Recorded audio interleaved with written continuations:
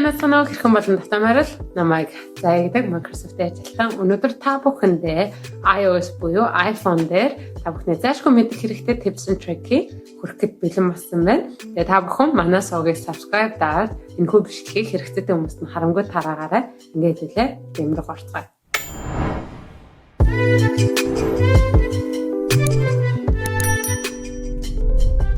Accessibility функцид руу та бүхэн орохын тулд хамгийн ихэнд settings руу орсны дараа та бүхэн доошогоо яваад accessibility гэдэг тусдаа функцийн хэсэг рүү идэл амтаа орно.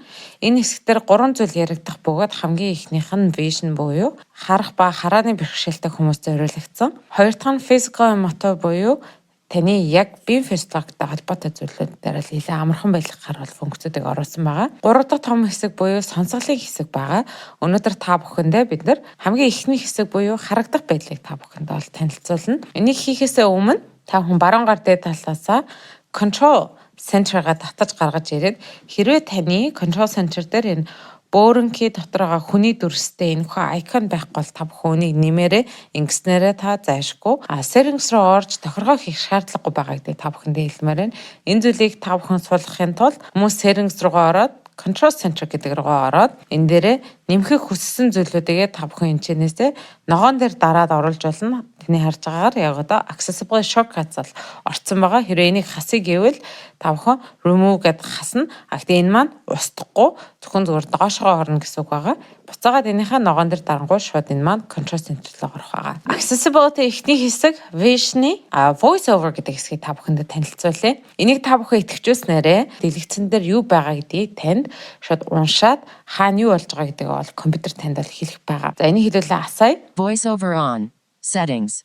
Voice over on. Хэрхэн яаж ашиглах талаар та бүхэнд бол мэдээлэл өгөх байгаа. Энэ дээр нэг дарангууд хуруугаараа нэг дарангууд дараагийн хэсэг дээр одоо яг таны очимоор байгаа хэсгүүд дээр бол аваачна. Тэрийг сонгохын тулд 2 удаа тэрэн дээр дарна. Харин 3 хуруугаа та бүхэн ашигласнараа боллоо scroll буюу шилжүүлэх хэсэг рүү орох байгаа.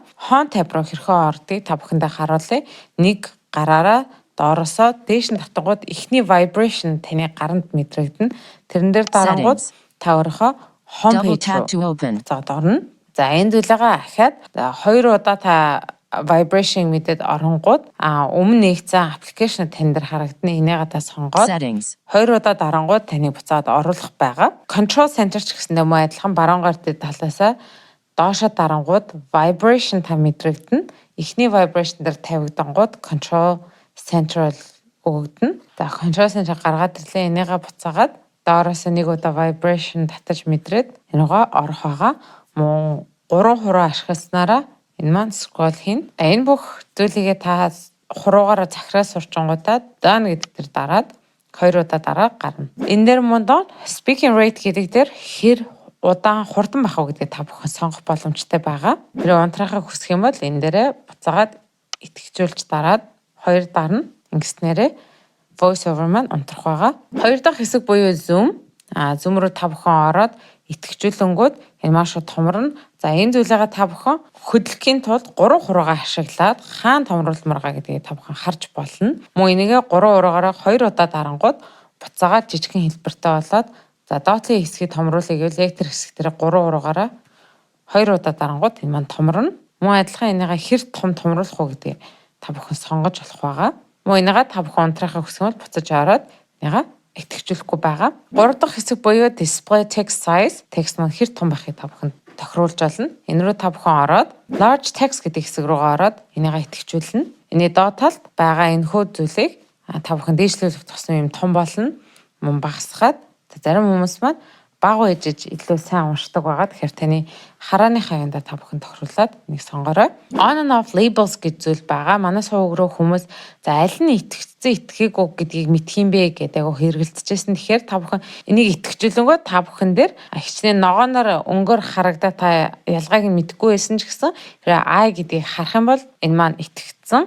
За энэ маань бөөрөнхий байх юм бол унтарсан байгаа гэдгийг та бүхэн бол мэдэх боломжтой. Мөн доод талд increase contract гэдэг дээр энийг итгэжүүлснээрээ хүмүүс харж чадахгүй байгаа жижигхэн detail юмнуудыг илүү тод харах боломжийг бол өгдөг. Мөн үүнтэй адилхан өнгө ялгаруулж чаддаггүй хүмүүс их байдаг байгаа. Тэрэн дээр та differentiate without color гэдгийг асаах юм бол заавал өнгөнөө шалтгаалж юм харж хийх шаардлагагүй байгаа гэдэг бол та бүхэнд хэлмээр байна. Хэрвээ та өнгө ялгарлах чадваргүй тэрнээсээ болж ажил дээр айгүйх танд төвхтэй санагдж байгаа бол color filters гэдгээр та бүхэн ороод энийг итгэжүүлээд энэ дундаас аль нь танд илүү цохимжтой байна гэдгийг та бүхэн сонгож болно. Олон улсын судалгаагаар Dtornopia гэдэг хэсэг маань ногоон улааныг ялгаж чаддаггүй хүмүүс хамгийн их байдаг байгаа. Энэ дундаа эрэгтэй хүмүүсийг хичлэн дамгаалж идэг. Тэгэхээр та бүхэн энэ дундаас өөрсдийнхөө нүдэн тохируулаад ядруулахгүй байдлаар аль өнгө ялгахад давуу талтай байна гэдгийг та бүхэн бас ороод өөрсдөндөө тааруулаарай гэж та бүхэнд өсмөр байна. Дөрөв дэх хэсэг буюу motion.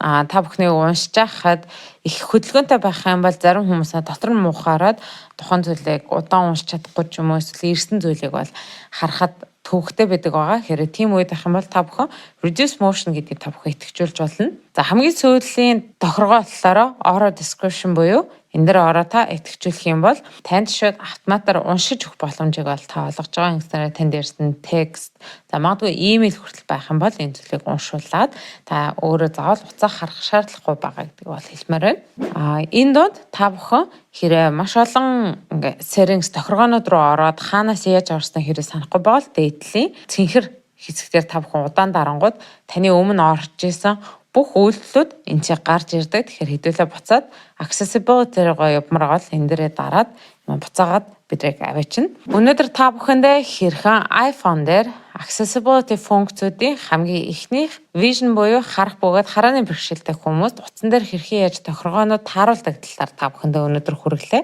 Үүнтэй холбоотой асуулт байвал заяа найдан дээр text альч social платформ руу та бүхэн хандах юм бол бид нар нээлттэй бөгөөд манай YouTube сувгийг subscribe даач хэрэгцээтэй хүмүүст энэ бичлэгийг харангуй тараагаараа ингээд дараагийн дугаарт түр баяртай.